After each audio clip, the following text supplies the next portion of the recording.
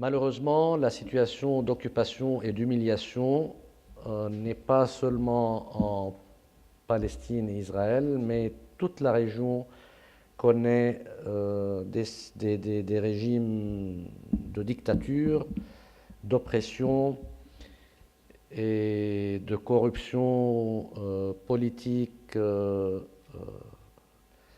qui est devenue insoutenable aux populations locales, où il y a beaucoup de chrétiens aussi qui y vivent.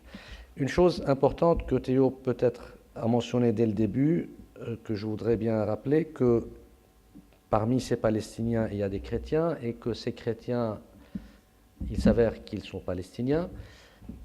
L'idée est répandue que les chrétiens dans cette région, ils sont entre deux feux, les juifs d'un côté et les musulmans de l'autre, n'est pas vrai du tout en Palestine. Les chrétiens palestiniens sont palestiniens, ils subissent la même occupation que n'importe quel autre Palestinien.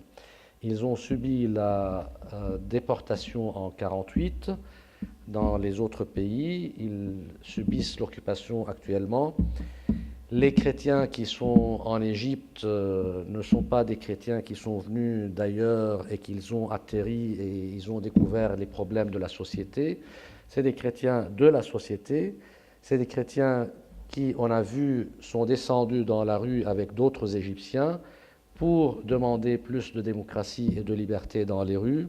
Les chrétiens en Syrie, ce n'est pas des chrétiens qui sont entre deux feux, entre les alaouites d'un côté et les sunnites de l'autre.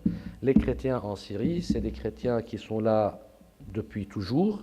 Ce sont des Syriens qui, en partie, se sont soulevés aussi contre une dictature.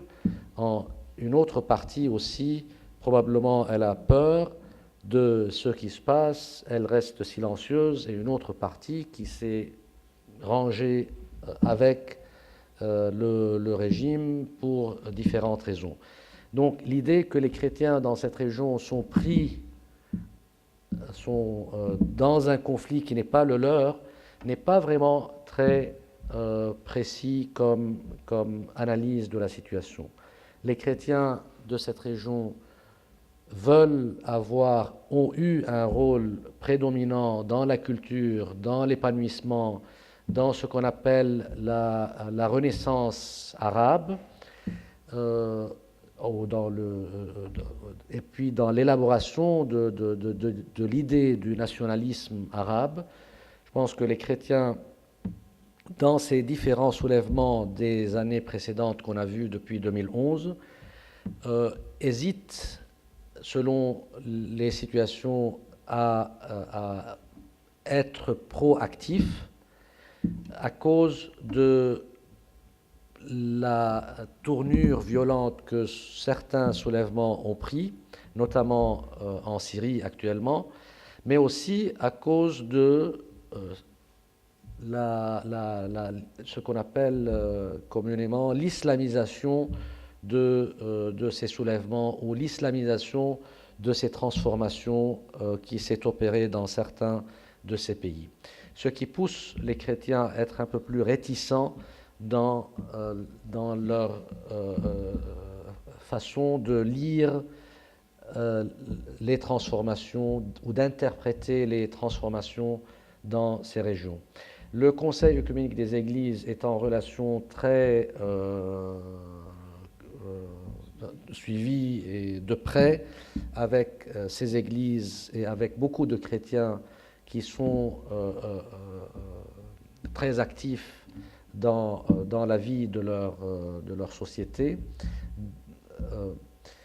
Et on a organisé plusieurs consultations, plusieurs sessions de dialogue, on a mis les gens ensemble, on a facilité des rencontres, et puis on encourage les chrétiens et les églises de cette région de ne pas se plier sur eux-mêmes ou sur elles-mêmes si on parle des églises, mais au contraire de montrer un esprit d'ouverture et aussi un esprit qui invite tout le monde à une réconciliation et à œuvrer pour des sociétés plus justes, plus équitables. Et on invite, on encourage les chrétiens, et je pense qu'ils sont aussi conscients, que actuellement le combat pour la citoyenneté, pour l'égalité des droits, ce n'est pas un combat que seulement que les chrétiens peuvent mener tout seuls, c'est un combat qui doit être mené où les chrétiens font partie d'un ensemble un peu plus large que les chrétiens tout seuls. Ils sont appelés à travailler avec d'autres dans cette région pour une transformation plus démocratique et pour une citoyenneté entre des gens égaux. La semaine prochaine, par exemple, à Bossé, on aura une rencontre entre des responsables des églises de la Syrie avec des églises qui représentent aussi le Conseil œcuménique des églises, que ce soit de la Russie, du patriarcat œcuménique, plusieurs églises. Il y a un dialogue qui sera entamé aussi avec les églises en Syrie, dans ce but de aussi les encourager à aller de l'avant, à prendre des initiatives, à ne pas avoir peur et à être proactif dans les changements qui s'opèrent dans la région. Je pense qu'on peut s'arrêter là pour écouter vos questions, vos commentaires et essayer de répondre à certaines de vos questions. Merci.